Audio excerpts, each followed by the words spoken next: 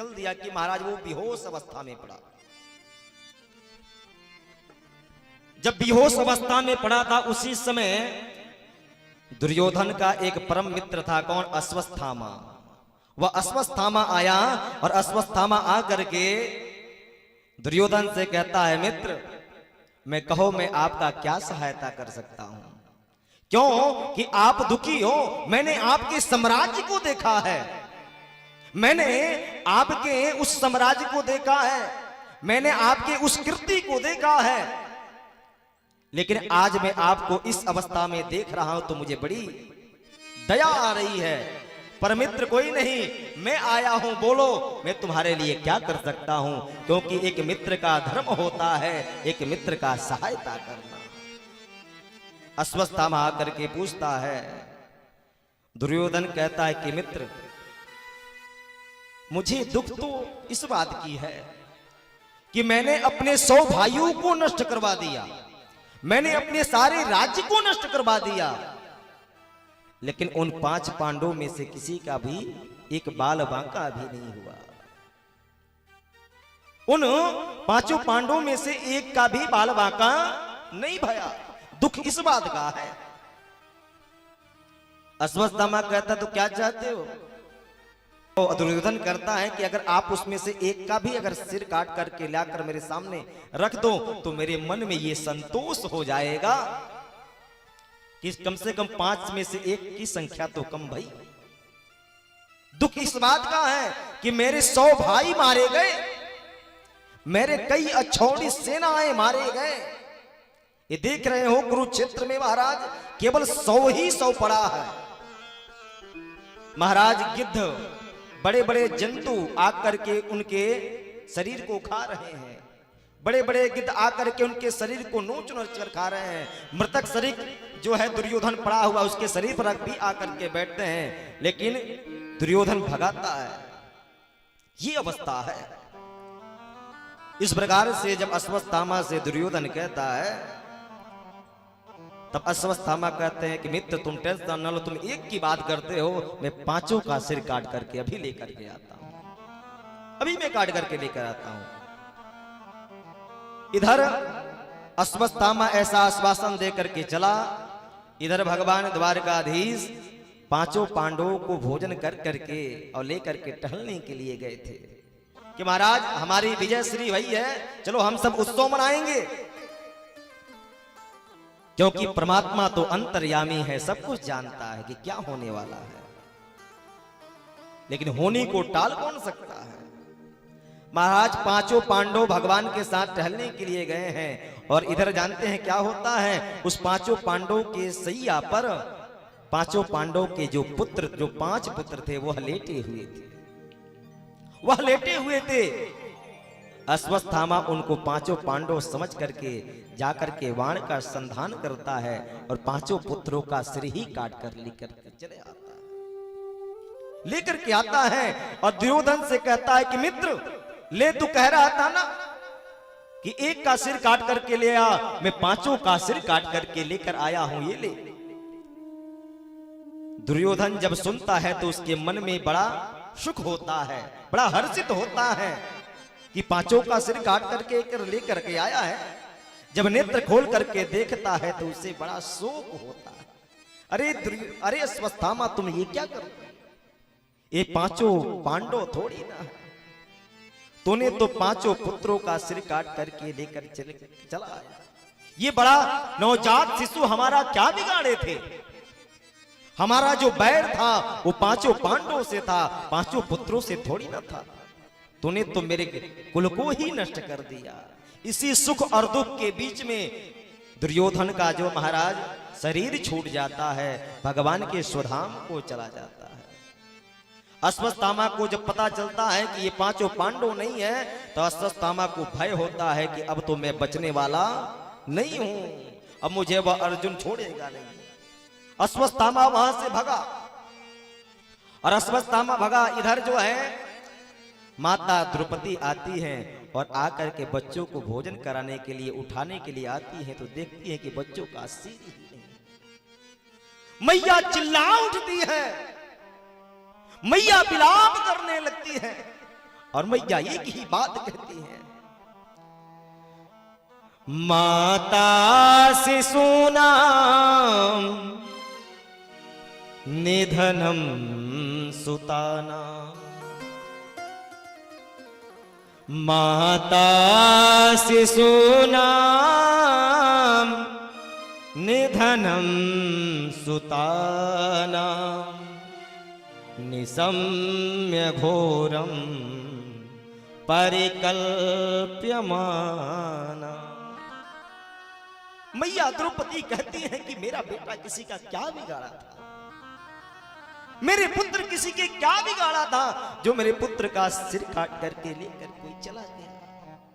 मैया विलाप करने लगी।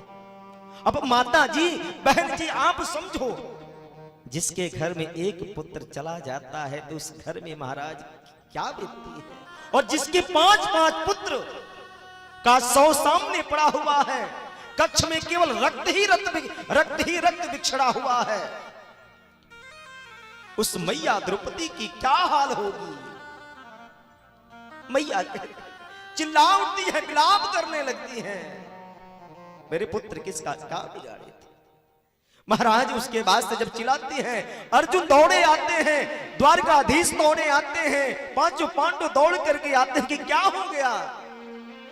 अर्जुन जब अपने पुत्रों को देखते हैं रोने लगते हैं, हे केशव, हे गोविंद, ये क्या हो गया, ये तो अनर्थ हो गया, ये तो अनर्थ हो गया ना। अरे मेरा सिर कट जाता, मुझे दुख नहीं था इस बात का, लेकिन मेरे पुत्र किसी का क्या बिगाड़े थे। अर्जुन समझ गए कि ये किसका कार्य है। अर्जुन तुरंत अपने गांडी धारण कर करके महाराज भगे, पीछे से द्वारकाधीश भी गए, और द्वारकाधीश जाते हैं, महाराज अश्वत्थामा भागा हुआ जा रहा था, और पीछे से महाराज द्वारकाधीश भी जाते हैं। अर्जुन महाराज दौड़ते हैं कि अश्वत्थामा को मैं छोड़ूंगा नहीं, जो उसने मेरे पुत्र का ये हाल किया। जब महाराज अश्वत्थामा का पीछा अर्जुन करते हैं, अश्वत्थामा भयभीत तो होकर के महाराज के अब अर्जुन मुझे छोड़ेगा नहीं, उसने ब्रह्मास्त्र का प्रयोग कर देता है। अर्जुन के ऊपर ब्रह्मास्त्र का प्रयोग करता है। अर्जुन जो है उस ब्रह्मास्त्र के तेज से जलने लगते हैं। द्वारकाधीश कहते हैं कि अर्जुन तुम्हारे पास भी ब्रह्मास्त्र है, तुम्हें ब्रह्मास्त्र चलाना भी आता है और लौटाना भी आता है, तुम भी ब्रह्मास्त्र का प्रयोग करो। महाराज अर्जुन द्वारकाधीश से कहते हैं कि मेरे गुरु का आदेश है कि अपने हित के लिए कभी तुम ब्रह्मास्त्र का प्रयोग मत करना। भगवान कहते हैं जीवस्य रक्षा परमो धर्मः, जीव की रक्षा जैसे भी हो वह कार्य करना चाहिए। मैं कहता हूं तुम ब्रह्मास्त्र का प्रयोग करो। भगवान के कहने पर अर्जुन ब्रह्मास्त्र का प्रयोग करते हैं और दोनों ब्रह्मास्त्र आपस में टकराते हैं और सीधे पाताल लोक में चले जाते हैं। बोलो कृष्ण कन्हैया लाल की जय हो। और दौड़ करके जाकर के भगवान अर्जुन जाकर के अश्वत्थामा को पकड़ लेते हैं और पकड़ कर लेकर के उसे रस्सी में बांध देते हैं। चल भगवान द्वारकाधीश कहते हैं इसे पकड़े हो, मार दो यहीं पर। अर्जुन कहते हैं कि नहीं प्रभु, मैं इसे यहां नहीं मारूंगा, मैं इसे वहां मारूंगा जिसके 5 पुत्रों को जिसने ये मारा है। मैं द्रौपदी के पास में, क्योंकि मैं द्रौपदी से कह करके आया हूं, तो चिंता मत कर, जिसने तेरे बालक को मारा है मैं तेरे सामने ला करके मारूंगा। अश्वत्थामा को पकड़ करके लेकर के आते हैं द्रौपदी के पास, और देखो कितनी बड़ी बात। महाराज जो ही द्रौपदी देखती हैं अश्वत्थामा को बंधे हुए, द्रौपदी दौड़ करके आती हैं और आकर के अश्वत्थामा को बंधे हुए हाथ को खोलने लगती हैं। अरे ये क्या कर रहे हो आप? अश्वत्थामा को खोलने लगती हैं और कहती हैं ये क्या कर रहे हो आप? अरे ये गुरुपुत्र है, ये पूजनीय है, ब्राह्मण है।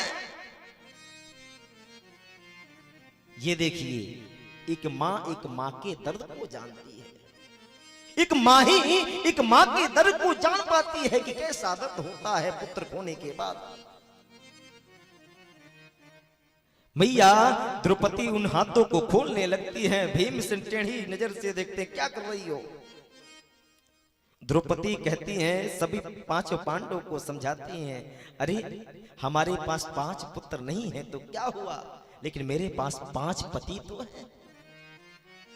लेकिन इनकी मैया द्रोणाचार्य जी महाराज नहीं रहे। इनकी मैया इसी का मुख देख करके, इन्हीं का मुख देख करके बेचारी जीवित है। अगर इसे आप मार दोगे तो इसकी मैया भी इसके वियोग में मर जाएगी। पहली बात तो ये है, और दूसरी बात ये है, ये तो गुरु पुत्र है। जिस गुरु ने आपको इतना बड़ा ज्ञान दिया, इतना बड़ा धनुर्विद्या सिखाया, जो शस्त्र अपने पुत्र को नहीं सिखाया, जो ज्ञान अपने पुत्र को नहीं दिया, वो ज्ञान आपको दिया है। और गुरु पुत्र गुरु के समान होता है, और गुरु को मारना चाहिए क्या? भीमसेन जी कहें कि मैं तो इसे छोड़ूंगा नहीं, मैं तो इसे नहीं छोड़ूंगा। इसने मेरे बच्चों को मारा है, मेरे पुत्रों को मारा है। भीमसेन टेढ़ी नजर से कहते कि तुम छोड़ दो अर्जुन। सभी एक आपस में मंत्रणा करने लगते हैं। द्रौपदी महाराज युधिष्ठिर कहते हैं कि सही बात, द्रौपदी सही कह रही है, इनको छोड़ देना चाहिए क्योंकि ये गुरु पुत्र है। पर भीमसेन और अर्जुन कहते कि नहीं, हम नहीं छोड़ेंगे, हम नहीं छोड़ने वाले।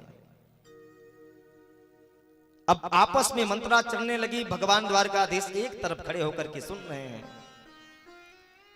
एक तरफ खड़े होकर के सुन रहे हैं। तब अर्जुन भगवान से कहते कि केशव, हे गोविंद, आप क्यों खड़े हो, क्या बात है? आप इसका कोई मार्ग तो निकालो, क्या किया जाए, क्या ना किया जाए?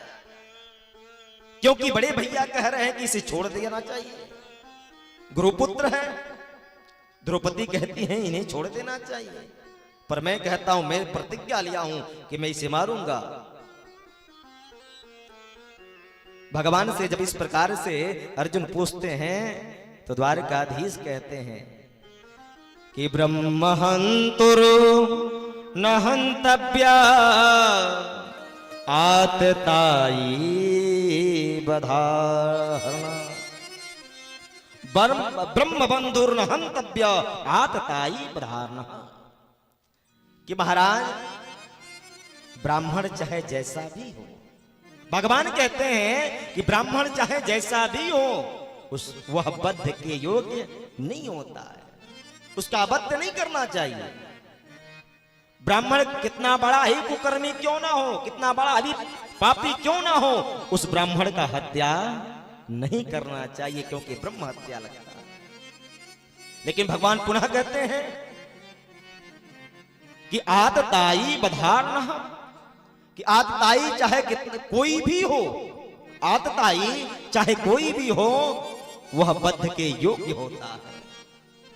अर्जुन कहे कि भैया दोनों बात तो आप ही कह रहे हो, उसी का मार्ग निकालने के लिए मैंने आपसे पूछा, अब आप भी वही बात बता रहे हो कि ब्राह्मण चाहे जैसा भी हो उसका वध नहीं करना चाहिए, और आतताई चाहे जैसा भी हो उसका वध करना चाहिए। दोनों बात आप बता रहे हैं। फिर बात घूम घुमा कर तक तो वहीं आ गई। भगवान कहते हैं अर्जुन,